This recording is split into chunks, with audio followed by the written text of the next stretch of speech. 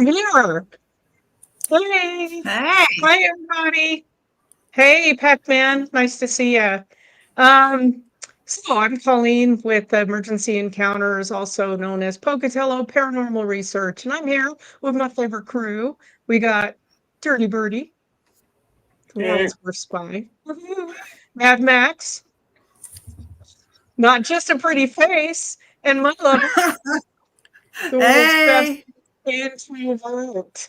And that's right. we have a great, yeah, we have a great topic, but before we get started, how was your week? We haven't caught up. You guys been busy? well, what's funny is I was telling Mudlover the other day that I'm not going to complain because it gets too hot because it gets way too cold in the winter. So it's one of those things that I have tried not to do. So I'm thankful it's warm. Well, and right now we have a big fire not too far, a wildland fire not too far from Dirty Birdie's house. So we're he may have to cut and run. We'll see if he gets an evacuation alert, but I think they're trying to get it under control. So Yeah, Okay. it's doing. trying it pretty hard. Yeah, apparently And it's bad now, but it's on the other side, to the other go over side of my red on the house. edge. So and there's no wind, so we should be golden so Yeah, far. yeah, they're flying it hard, so I think we'll be all right. But if all of a sudden he leaves, that's why my Yeah, chair spins. my phone and internet started acting up about an hour ago, and I'm like, oh no. Yeah, yeah. Yeah, sometimes they do cut the power in those big fires. One They that certainly started did Yeah. it on the between Charlotte fire. Last weekend plans got canceled for me, Pac-Man said. Oh, I'm sorry to hear that. Oh, Oh, yeah, I know, I hate it when bummer. you make plans and then they get canceled. So, okay, what we have a great topic tonight. A lot of this is based off of other researchers' work. There's fascinating cases that we wanted to talk about. And Mad Max, we're going to let you start tonight because you have some interesting aspects on these cases. So go ahead. very cool. So hey, this week we're going to be talking about missing 411 cases. Um, 411 cases have always been around. They go back to the early 1950s.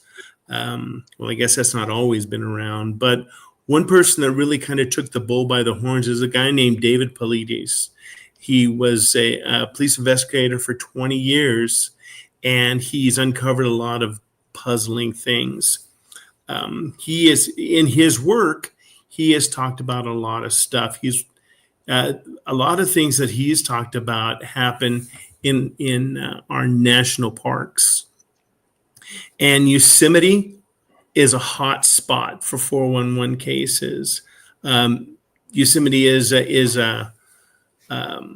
one of the biggest places that happens. There's clusters of cases. A 14-year-old girl, Stacy Arias, in 1981, went on a horse riding trip with her father and several friends in Yosemite. Was likely a picturesque and enjoyable ride for her. After arriving at Sunrise High Sierra, Stacy cleaned up and decided to go for a walk. The young girl asked both her dad and another member to join her, and they said no. And she said she was going to go down by the lake and just stretch her legs and take some pictures. Um, the lake was within earshot, and her father didn't think anything of it. And they went after her after a couple hours of not seeing her. They went down and went looking for her. The only thing they found of her was the lens cap of her camera, and that was it. They had over Well, 100 people out there. Go ahead. I'm sorry, Mad Max, but wasn't there a question about there was a gentleman that walked down there with her? He Yeah. was an older gentleman, but nothing ever came of that. I mean, he was just he was on the ride, wasn't he? Yeah, yeah, I think that it was just. Go ahead. Go ahead, Brady. Yeah, he was an older gentleman, and I think she was asking people to go on a walk with her, and he's like, yeah, I'll go. And they went they went on a hike. He kind of, he's older, and he's like, hey, I gotta sit down and rest for a minute. And she's like, okay, I'll go ahead and go up ahead, and I'm gonna take a few pictures.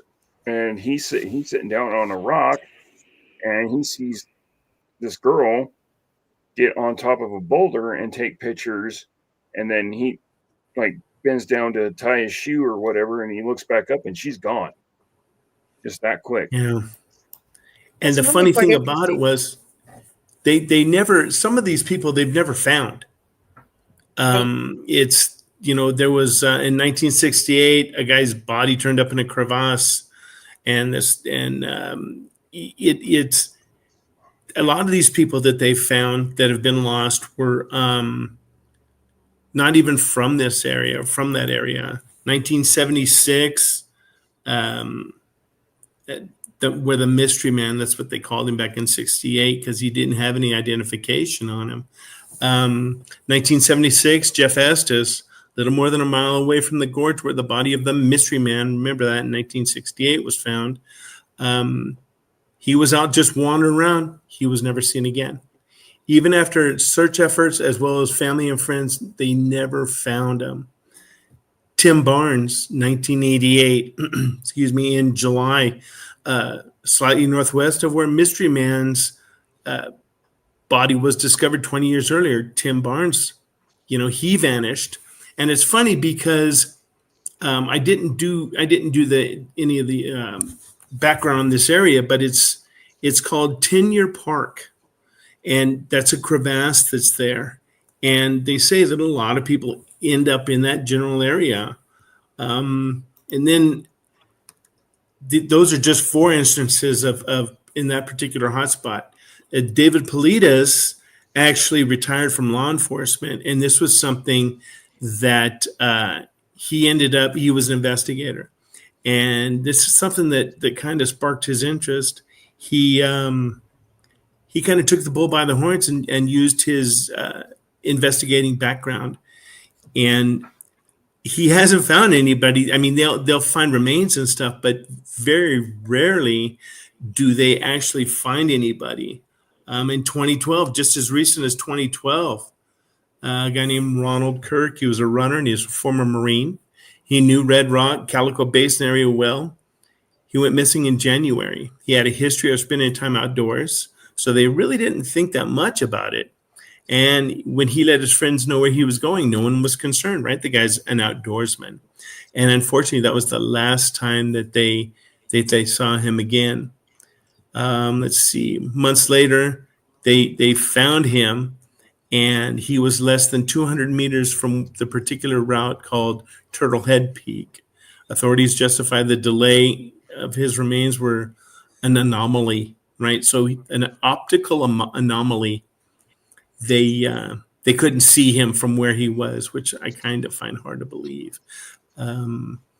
Using dogs and go ahead. Yeah, that's quite interesting. In a lot of these cases, they'll bring in search and rescue dog teams, and I run bloodhounds, and I've run bloodhounds for search and rescue. You can't get anything past these dogs. I mean, you have cadaver dogs and you have search and rescue. I mean, they're specialized, right? And it's interesting that in a lot of these cases, the dogs don't ever pick up a scent. Exactly. One of the things about Yosemite that people don't probably get is how much lightning is in Yosemite. A lot of lightning. So people are up there and you're on granite, and the lightning comes in and just is striking everywhere. And you got to wonder if some of these people are hit by lightning and blown off to the trail, and so nobody sees them. But wouldn't the dogs find them? Yeah. Well, you would imagine. I know that dogs, their olfactory nerve, they are so much better than humans that they actually. I mean, that's what dogs do, But going back to Politis, he was talking about a lot of this stuff. He started doing his research, and he noticed that there was always a reoccurring motive of bodies turning up in areas that the rescuers had already combed thoroughly through. Now, I've done search and rescue. Colleen, I know you've done some search and rescue stuff. I know Bertie's done some background stuff, and Mudlover has as well. But when we do a grid search, you're pretty much looking at everything. we'll do a 5 or a 10-foot spread, or we'll set up a skirmish line, and everybody will just walk through. And if you see something, you say something. You're poking at stuff with sticks. There's a lot of ground stuff to carry. Now, unfortunately, sometimes there's some areas like up in here that we just can't get into. They need specialized teams to go through, climbing teams or whatever. But it's just interesting because they're saying that after these places have been very thoroughly searched, that's when they come back and they do their double back and they'll find a body. In 2013, a ranger witnessed an exchange described as two entirely different operations that seem to have their own agenda. A kid went missing. FBI and National Guard were actually called in. And that's kind of undercover too. Not a lot of people know it. They said that the National Guard was actually up there doing maneuvers, but the specific area where they were working at, they weren't doing maneuvers. So I think there's a lot of stuff that we'll clearly never know about. Politis has noted many of these instances occur near bodies of water or, like you said, around granite boulders. Mm-hmm. Additionally, there's strangely small distances and separation between the victims. So, somebody that's went missing back in 1968, they find him in an area. And then 20 years later, somebody goes missing, they find him in that same area. So maybe it kind of goes back to that, some of the other stuff that's going on. There have been cases in Yosemite, and correct me if I'm wrong, but where people have been removed from the park by some force, only to be found alive without shoes, 100 miles away or something. I mean, it's like, Wow. they were there and plucked and then moved and then not there. And they have no recollection. They have no recognition of where they were, how long they've been gone. They've lost that amount of time, and they cannot tell you where they went. And the interesting thing about that is, I imagine they could do some regression therapy with them, and they could do some stuff like that. But if sometimes when you do that regression therapy, things come up that, just make people go crazy. And, sometimes they put that stuff away for a reason. And I can't imagine doing that stuff and finding out that we were, everybody else was like Travis Walton, and no. Yeah. So Dirty Birdie, and Mudlover, what are your theories on some of this stuff? What do you think's happening? In my theories is that it could be a number of things. It could be, it could be a person. It could be a portal, like, or it could be maybe a cryptid of some sort. But I lean towards like like time slips or portals or something like that. That's where I lean. How about you, Mudlover? Same. I think so too, especially doing the story I did and the research they did shows that I feel it could be portals as well. What I find interesting is that sure, these like there's been a couple of cases of kids disappearing and then showing up miles away from where they went missing. I find that really interesting. Unfortunately, some other cases, there's been kids that have disappeared, but they find clothes that the child has worn neatly folded up and like stacked on, like pants, shirt, shoes on top of it. Yeah. like on a rock somewhere, which is going to stick out. But those clothes haven't aged for 20 years. They're like brand new. Yeah, And there's some weird stuff.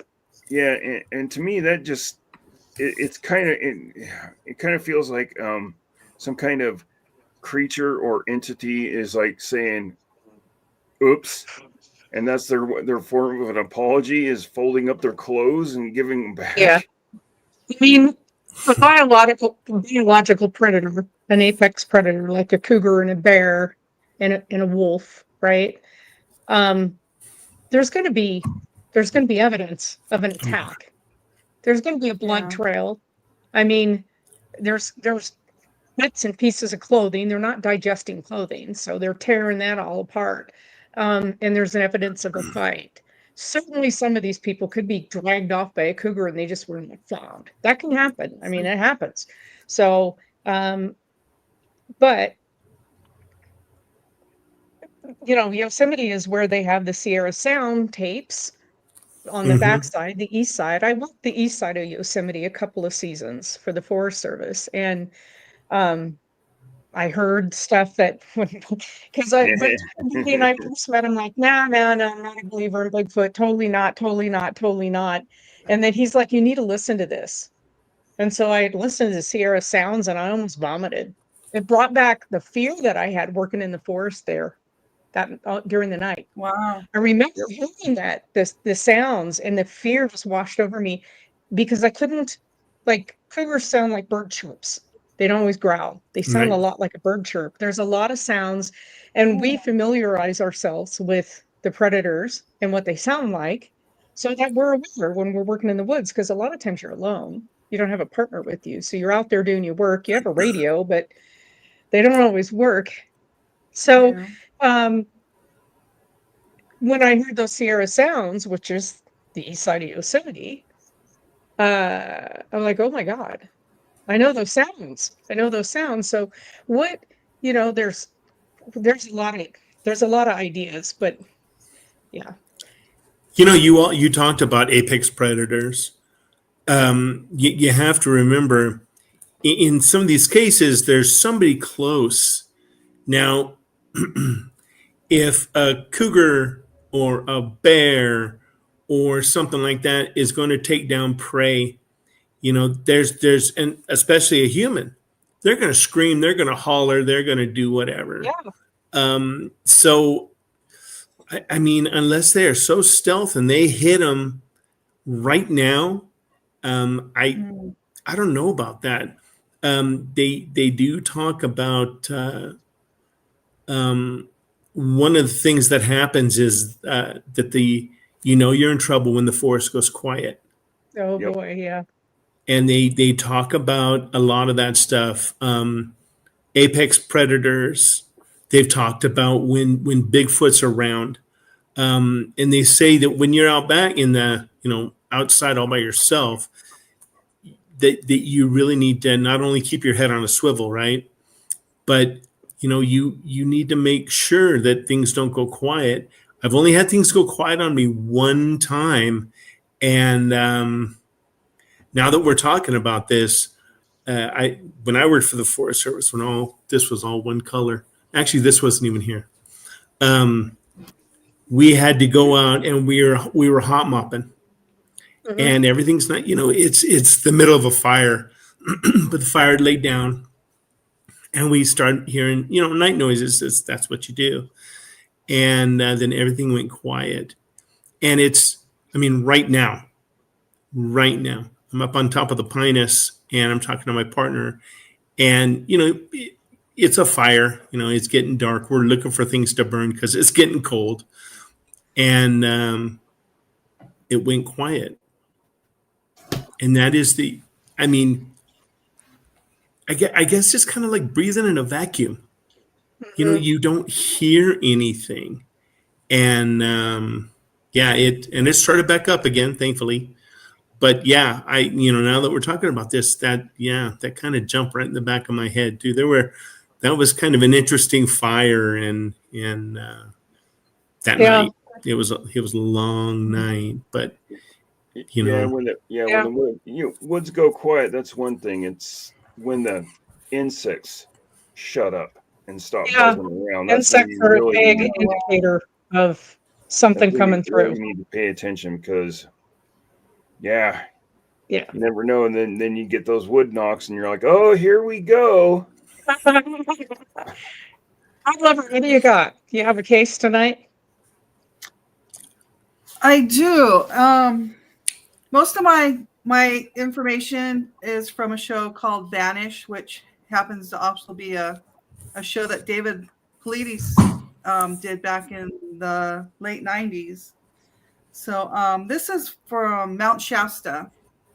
There's a gentleman named Carl Landers who disappeared in May of 1999 at the age of 69. He was an avid hiker, a runner, and he was in really good shape. And his goal was to hike the highest mountain in every county in California. Mount Shasta was his 57th Oh, wow. mountain. Good for him. Yeah. Wow. Yeah. So what they think happened, or what was said was he ended up taking some medication that they use so they don't get altitude sickness. Uh-huh. But the two guys he was with, the one of them was on the show as well, said that he took a little bit too much, so he was not feeling his best. So the morning they woke up from the camp, they were staying at the 50/50 campsite. He decided they talked about it. And so he got a little bit of a head start because they were going to catch up and pass him anyway. So he just, their next stop was Lake Helen, which was like, it said, like it was a straight shot from the campsite. There's no cliffs, there's no crevices, there's no way he could have fallen like off the side of the mountain or anything. It was just a straight hike, and you could see from the campsite to the lake. You could see everything. Is how close it was. So the two buddies get to the lake and he's not there, and so they end up having. They were in a running club, which is how they all met. And that running club, a bunch of them came and they looked for him, and they had 12 agencies showed up for the search party. Some of them were not dropped, but I don't know the proper term, but they were airdropped from helicopters. And so they all went down different areas of the mountain looking for him, and no one ever found him. So Pilatus and one of his friends went out there and took some EMF equipment and hiked it because they wanted to see for themselves how the hike was from the campsite to the lake. And they couldn't see, how he would have disappeared. But the EMF detectors showed some anomalies. A lot of us call that anomaly. Anomalies. Thank you. I don't speak that better English. So anyway, so they didn't rule out that.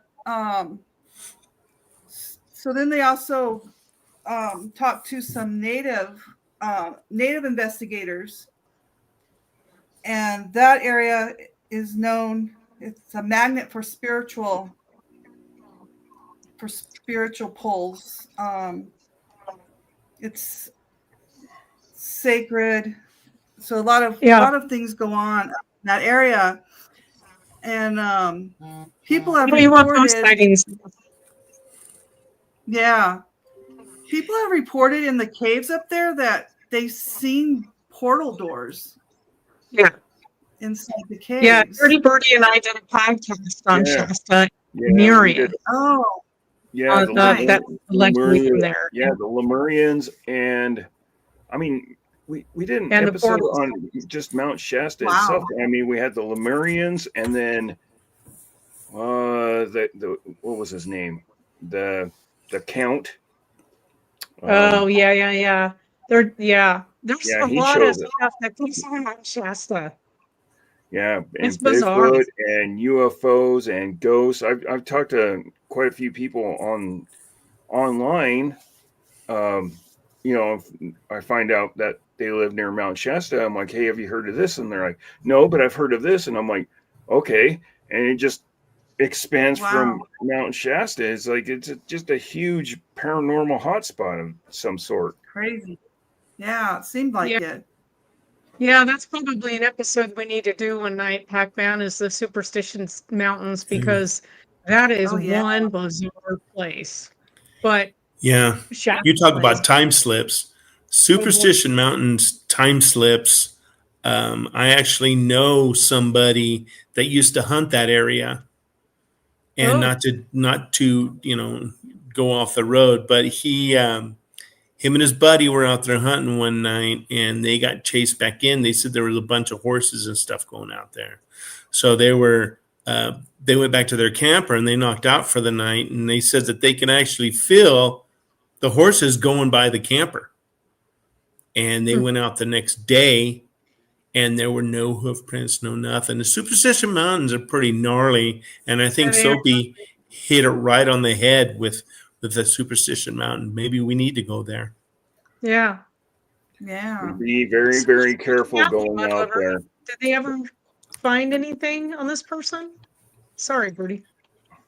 No, he actually was never located. He's been missing now for 26 years. That would put him at 95 years old. Okay. So, yeah, it's bizarre. And some of the, I'm going to give you a couple of my theories after I break my two cases. And these are cases that people have read about. They're not a huge mystery, but I don't want to cut you off, mud lover. Oh no, I'm pretty much done. I thought also it was interesting that Dave had made a map and of all the missing people that are mysteriously missing people, and it seems like most of them are from national forests, and there's 59 clusters. So they had grouped in like regions, and that was really interesting. If you can see his map, but yeah, that's all I have.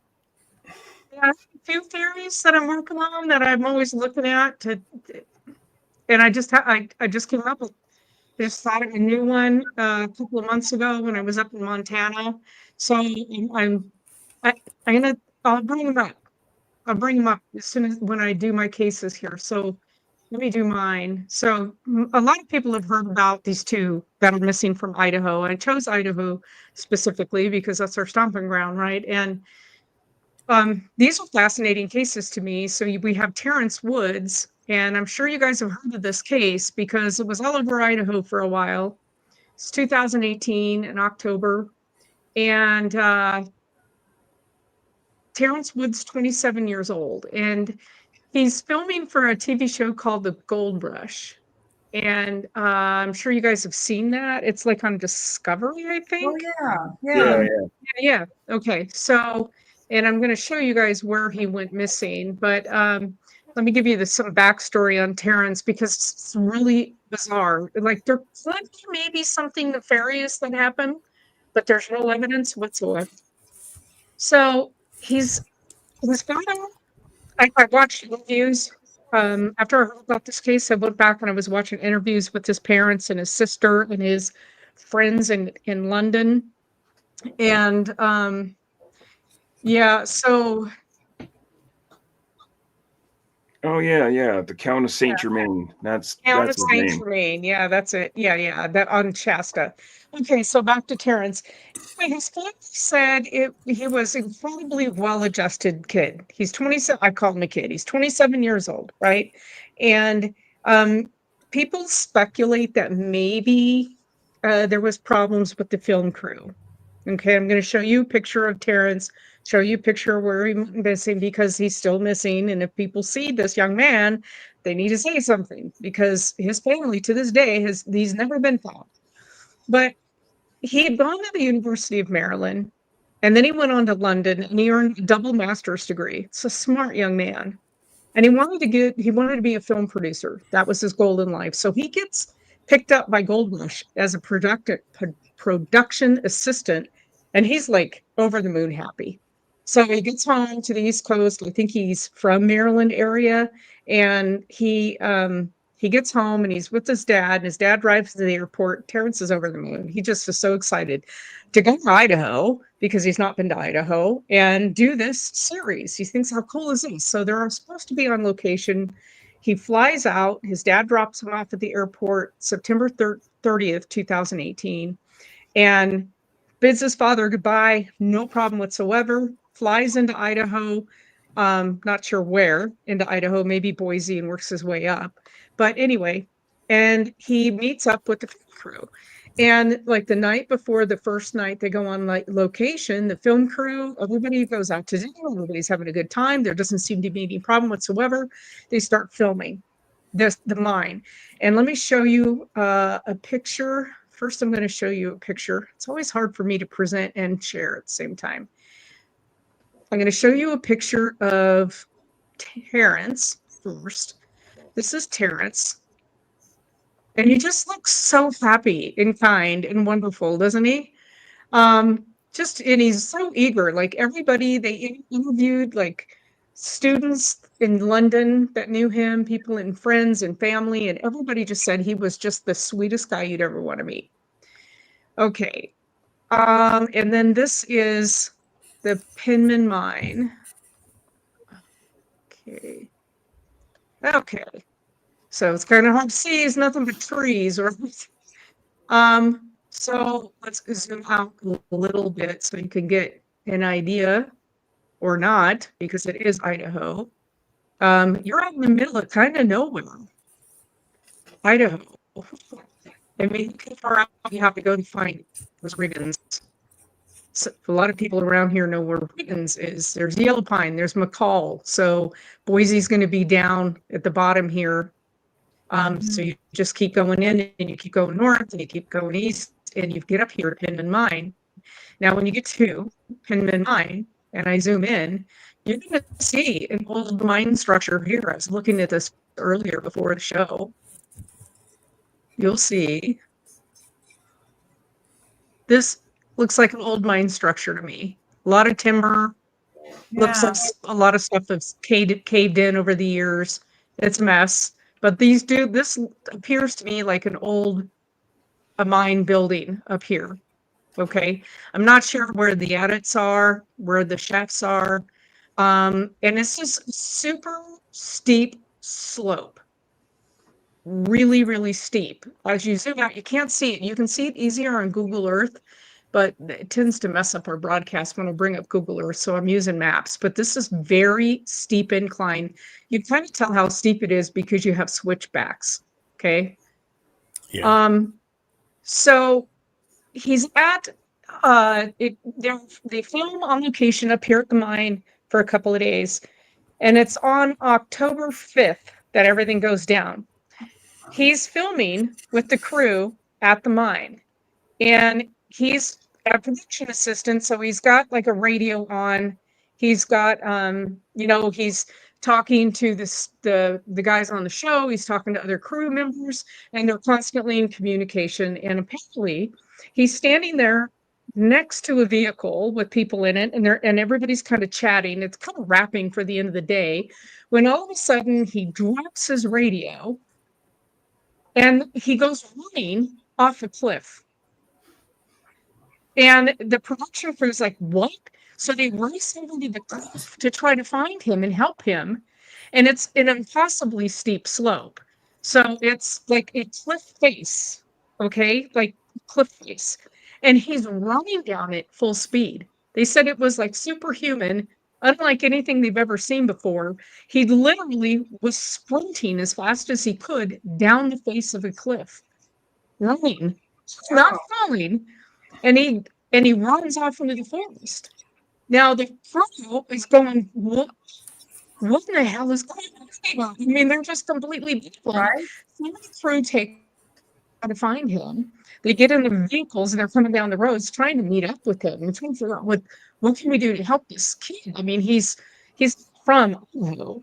He's from Maryland. He doesn't have any experience in the woods. So what just happened? They're baffled. They say they're baffled.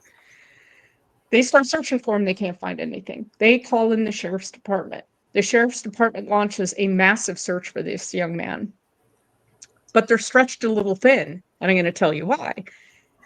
But they bring out dogs, horses, ATV, foot crew, National Guard, plus the film crew. Everybody is looking for him. They find not a trace of him. Nowhere. They have hundreds of people looking in the woods around where he took off running, and he's just gone. They've never seen him again. They've never seen clothing, tracks, nothing. Okay? Wow. Very, very weird. His family flew in, his mom and dad flew in to Idaho the next day to meet with the sheriff's department. And they said, and the crew said, yeah, he acted kind of anxious that day, like he was having a panic attack. And his parents said, well, that's not him. He doesn't do that. Now, was he anxious because he saw some wildlife in the woods and he didn't want to say something to the film crew? Was the fact that he was Black a problem with the film crew? It didn't sound like there were problems. It didn't sound like anybody was having a problem with him. But he did call his dad the day before and said, I'm gonna come home early. There was some indication that there was a problem, but his dad said he didn't tell him why. And that when they went to his hotel room, he was kind of packed. But he never made it back. So they don't know what happened. Wow. Who knows? He seemed like such a wonderful young man, and it's heartbreaking that he's gone, right? Like most people that are missing. Well, it's funny. Wow. This is a guy. Where was he from originally? Maryland, right? Maryland. Okay, so he's not only a domestic traveler, he's international. So you would think that somebody that has lived in London, went to school in London, that's committed a huge part of your life to another country. Now, you're right. Maybe he had a manic episode. Maybe he whatever happened. I find it interesting that this poor guy just out of nowhere is like, he didn't even say anything. He just dropped his friggin' radio and ran out. So, Crazy. and as well as I do, all of us that are sitting here know that if you go over the side of a hill, and I mean, you're sighted, his group is right behind him. I'll guarantee you they chased him as far as they could.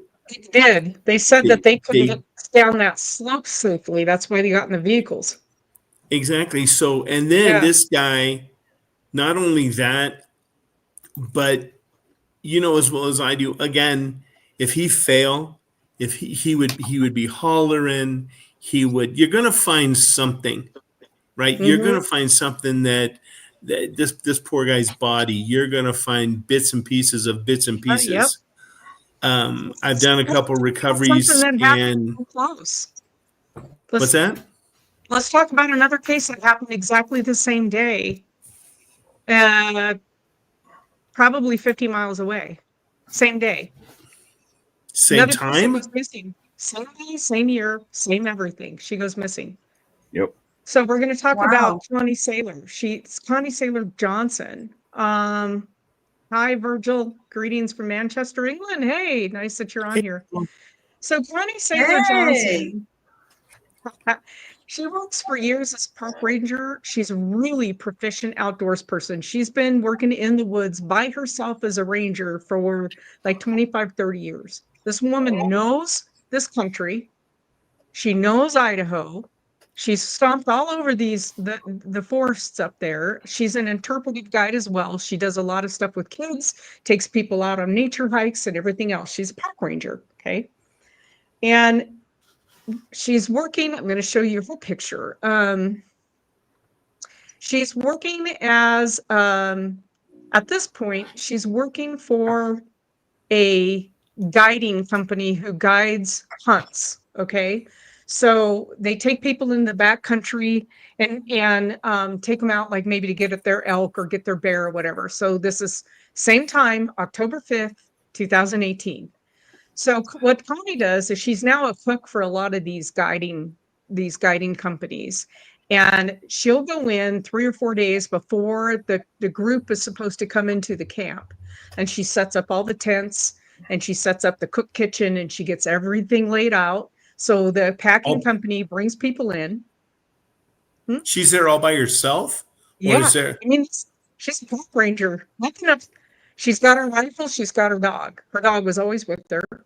She's completely at home at the outdoors. She's probably more at home in the forest than she is inside a building. I mean, this is her life. Her whole passion has been a park ranger. So this time's no different. She goes up and she's up on Fog Mountain. And I'm going to pull that up here. Let me talk and navigate at the same time. She's up on Fog Mountain, and then I'm going to show you how close Fog Mountain is to where Terrence went missing. That was going to be my question. Yeah, when I watched some of the stuff on this, people mistakenly said that she was at Elk Mountain, and that's not the case, according to the sheriff's office. So it's Fog Mountain. Okay, so I'm not sure exactly. I don't have a good idea here where exactly the camp was set out, but this is Fog Mountain. Okay, now if you go,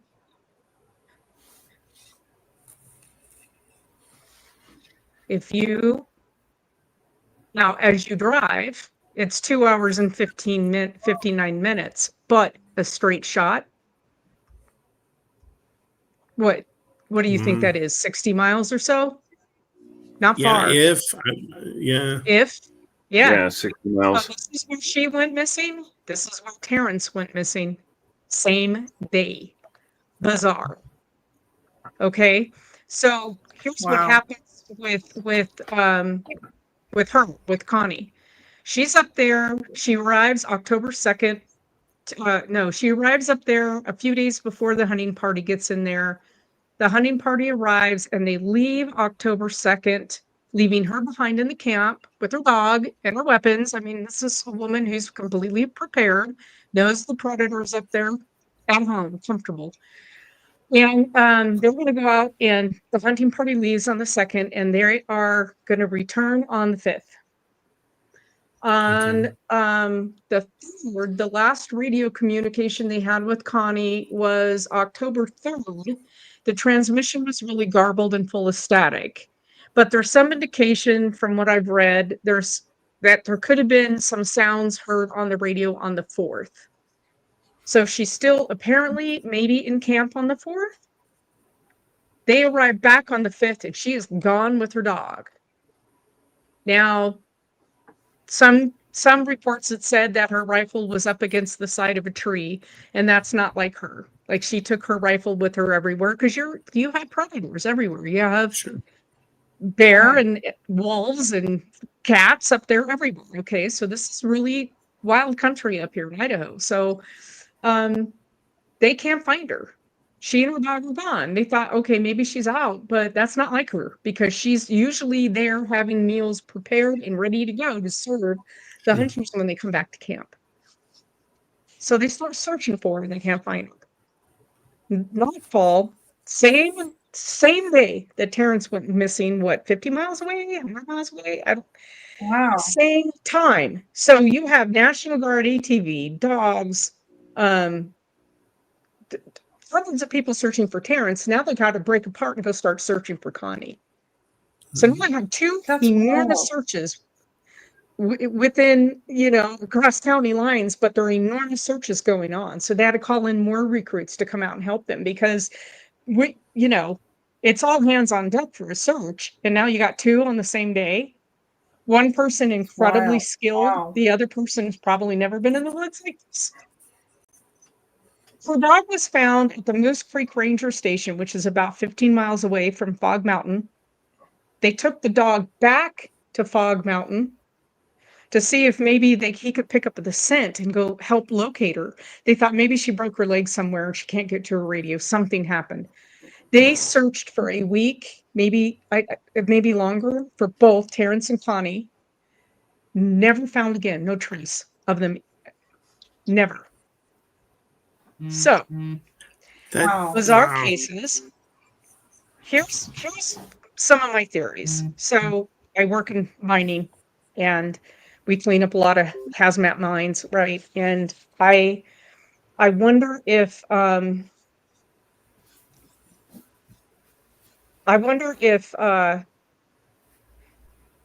some of these people are finding their way into mine shafts, falling into mine shafts. Yeah. If you overlay a lot of the missing 411 clusters, you see they overlay a lot on tunnel systems and mines. Okay. There's another theory that I think about too. When I was up in Montana, I was reading on coal seam fires. We have a lot of coal seams in the United States. There's a lot in eastern Montana. There's a lot. There's a lot of coal seams all over from like Montana east, right? A lot of coal. Wyoming, all of those areas have a lot of coal. Lightning, a lot of these coal seams surface. So they're right at the top layer of geology, right? And they may have some grass over them or anything, but the seams are there. And lightning, you get lightning strikes and they start these coal seam fires, and they actually lose a lot of cattle to these coal seam fires because they'll get too close and they fall in and it's like magma. It's so hot. And so you can't survive it. It's burning at thousands of degrees. And the actual ranchers are the ones who will alert a lot of times the county saying, hey, we got a fire in our land, and it's a coal seam fire, and then they have to come in and try to figure out how to put it out. We have a coal seam fire in Pennsylvania, right, where the movie Silent Spring, that they don't know if it'll ever go out. There's that much coal involved. Wow. Hundreds of years, of thousands of years, this thing will burn. Wow. So could these fires be, they bubble under the surface and all you see are little plumes of smoke, sometimes whiffs of smoke, or smell it. Could some of these people be hiking and falling into some of these coal seams? I don't know. It's a theory.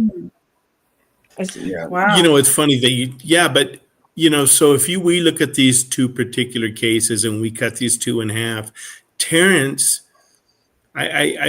again, I mean, there were people right now, Yeah. for They him to watched go it happen. missing. Yeah. For him to go missing like that, I'm sure somebody had eyes on him. As soon as he went over, they jumped out of the vehicle that they were in, and they had eyes on him, right? Deciding, well, okay, we can't go that way. You stay up here. We're going to go down the bottom. Right. And you have somebody at the top bird dogging for you, and by the time they get to the bottom and dude's not there, Yeah. and then and unfortunately with the female, they lost contact with her. So, as comfortable as she is, or all of us are, to be outside, for her dog to come back, or her dog to go to a station, I again, you would say to, if the dog's not a tracking dog, I mean, go find mom, and that Right. dog's going to take you back, hopefully, right? Yeah. But gosh, this stuff is just so interesting. It is. They've It linked this is. kind of stuff to UFOs. Yeah. They've linked this stuff to Dirty Birdie's background, his, as Sasquatch. They say they have people that have been sighted, kids that Bigfoot has been seen dragging somebody away, so especially with children.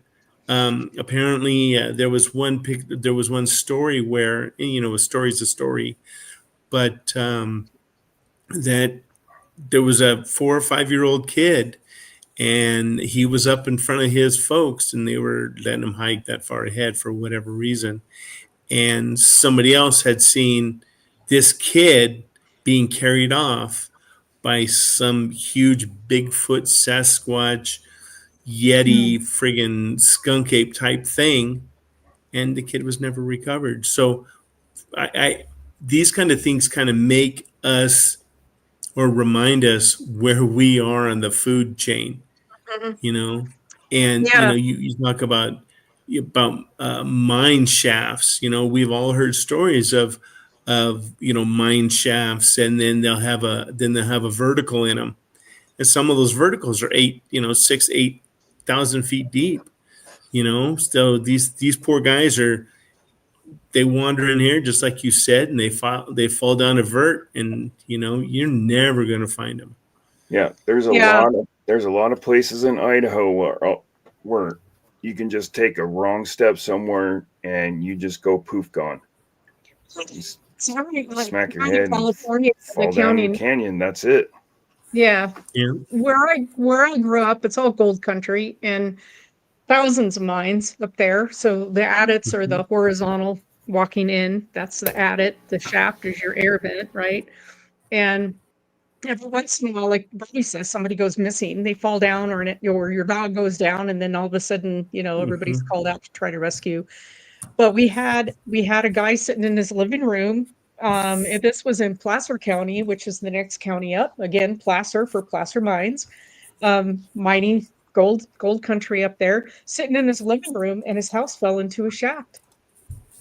They Wow. both went in the shaft. They didn't know it was there. Wow. And then all of a sudden, it just, they call it a sinkhole, but it was basically a Yikes. shaft. It was a mine shaft, and he was never recovered.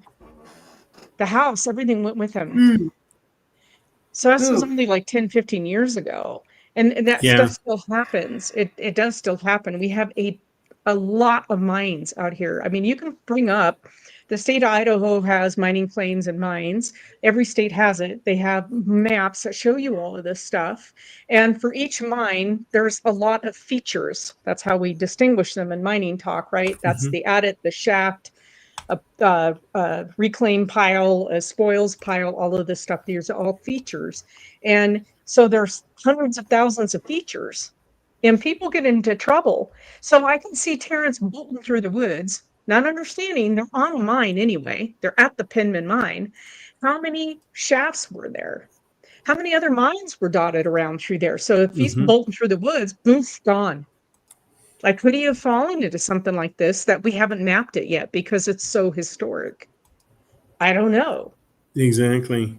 Well, And and talking, yeah, that kind of stuff, for him just to go sideways and just, I just find it hard to, yeah, definitely, right? Yeah, you're going down a water slide and you don't come out the other end. But thinking about this guy, he's not afraid to travel. He's been all over cool kid places. But the other side of that is, the other side of that is when you, yeah, it just baffles me. I'm not the sharpest tool in the shed, but when that kind of stuff is very interesting, it's very, very interesting. And I don't so know.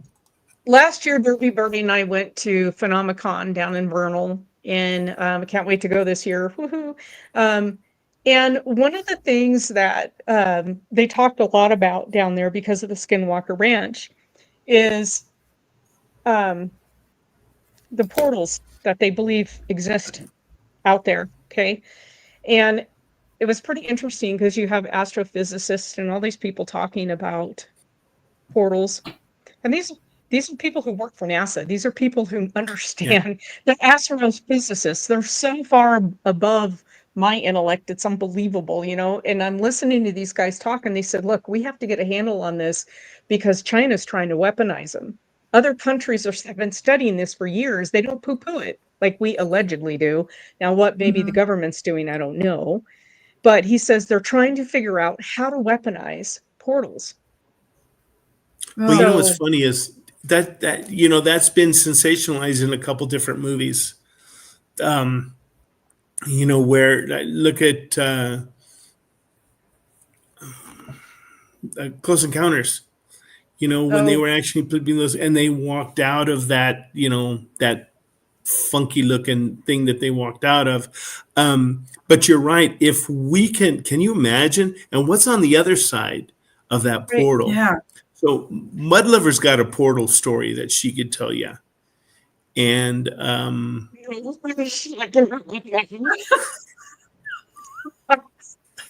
Oh, Why you front me off all the time? no.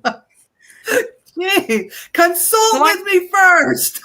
I'm gonna share something that happened in Jackson that I've shared with you, maybe you guys before, like in our class, but uh, the portal thing or the alternate dimension thing is really screwy for me to think about. Like, is this real? Is this really real? But so I was with a couple of gals in Jackson. We were out tooling around the town and going out to see the sights. And then you know how you can go take that dead end road to go see the bighorn sheep it in Jackson, right? And so it you drive and then it dead ends on a ranch, so you can't go any further oh, because the gates are Okay. sure. closed. So it's only like a 2 mile drive, maybe mile and a half. And then the ranch fences come down maybe 150 feet from the road on one side. Um, and then it's just rock and wildland on the other. And so it's a dead end road. And the time we were there was no one out there. And so there's no one there. We went down to the dead end, turned around, and we were coming back. And what was interesting is driving out to the dead end to look at the bighorn sheep and then coming back. All of a sudden, there's a bicyclist behind us, like 10 speed kind of bike, road bike. Mhm. The guy had this like yellow outfit on with his little black spandex pants. And I thought, first, it just kind of confused me because I thought I didn't see him when we drove down the road to the dead end and turn around to come back into town. But okay, maybe I just wasn't observant because we're really Right. honed in on the bighorn. But now he's in my rearview mirror, and I thought, well, we wanted to get out and take some pictures because the bighorns were right on the rocks next to the road. So we wanted to get out and snap some pictures of them.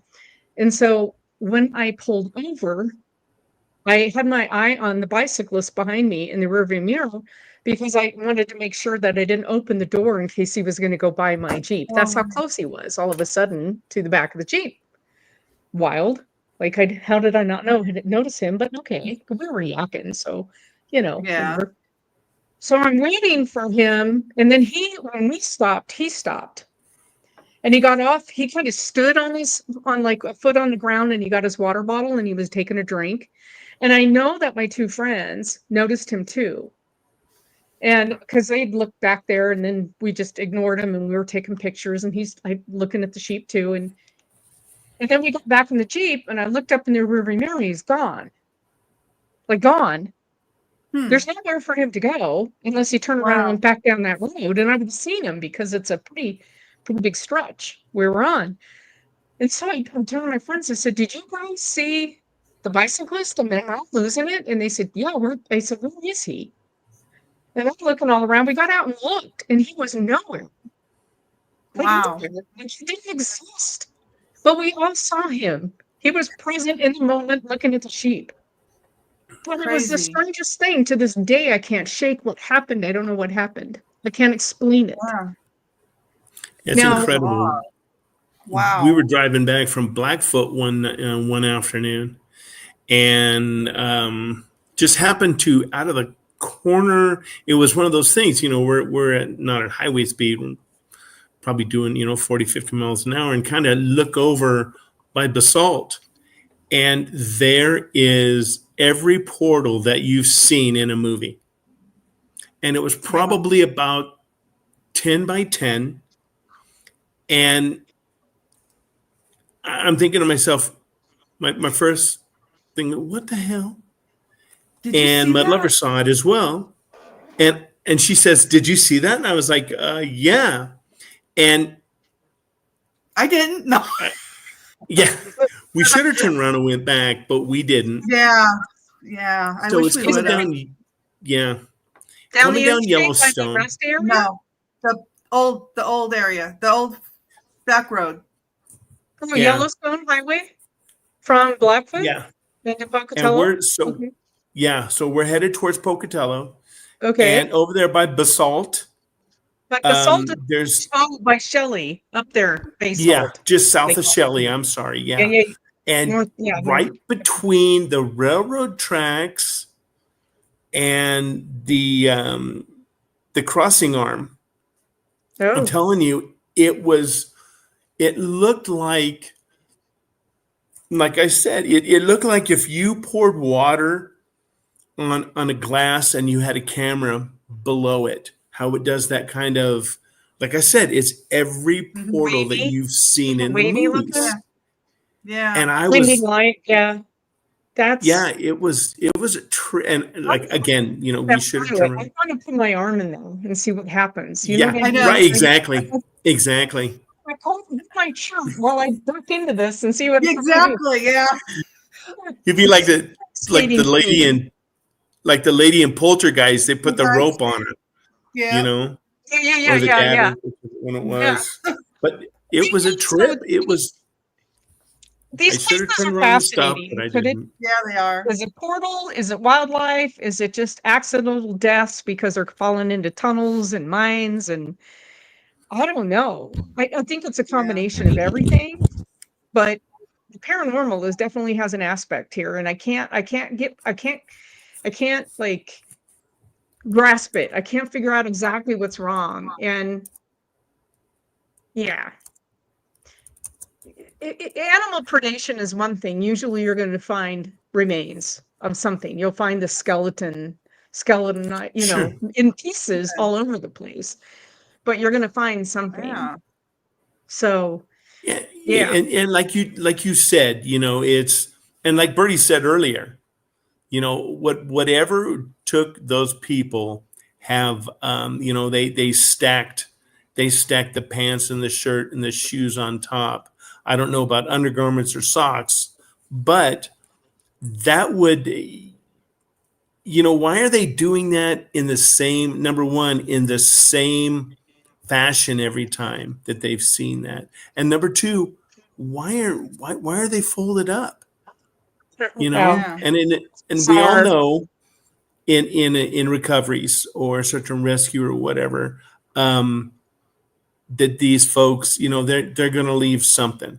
If again, Mhm. if a predator hit them, a predator is not a complete eater, and Yeah, as well as you might have a bear, a wolf, whatever come through, birds, but they're going to pick something clean. We're still going to have remnants yeah, of this poor guy or gal that went right. missing.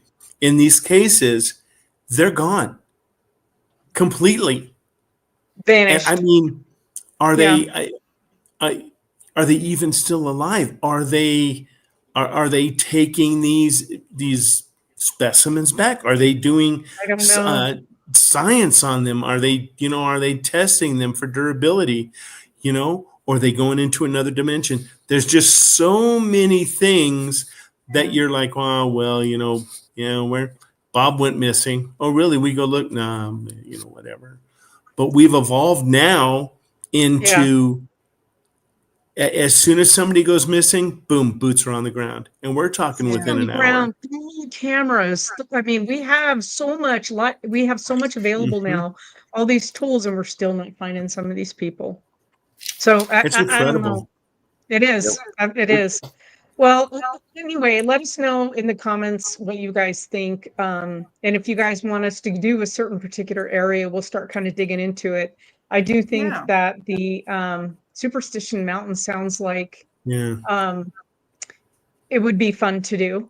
And Mhm. but also I wanted to let you guys know Monday night we have a really incredible guest coming on to the Thin Line. So you guys we will probably upload that episode by Tuesday evening. We have an incredible guest for the Thin Line coming on, and we're really excited. All of our guests have been so good. We have some detectives who now do UAP work. They're retired police Interesting. officers who study the paranormal. And so what a cool Wow. thing. I know, I'm like, what show do we put these guys on? Wow. Because Inline or Emergency Encounters, where do we put them? But I think we can put them on multiple platforms. I mean, they would fit on all of it. Right on. She also happens to be the detective who on the last Lori Vallow case, interviewed the attempted murder of Brandon Boudreaux. So she was the police officer who took that initial call. I saw her interview, got in touch with her when I found out she's now doing UAP work. So we're super Nice. excited about that. So you guys make sure that you tune in for the Thin Line next week. And then we're back to our tarot card and medium reading show next Wednesday night. We had to take this week off. We just needed to kind of recharge. It's been a stressful week for some people. So yeah. All right. I guess we're out. Thanks for tuning in. And next week we'll have Messy Jessie back. Yay. About and sharing her experiences and pictures of Gettysburg. So, I'm so excited. I know. Definitely. Hey guys, please like and subscribe. If you got anything that you'd like us to check into, put it in the chat. We'll check it out. Yeah, send definitely. Send us an email. You can get us on Facebook, on Pocatello Paranormal Research. You can hit me up at Colleen at Pocatello Paranormal Research. We will, if you give us ideas, we're going to run with them. So thanks for tuning in. Definitely. We'll see you guys next week. Thanks, guys. Bye, Thanks for everybody. the support. We'll see you. Yeah.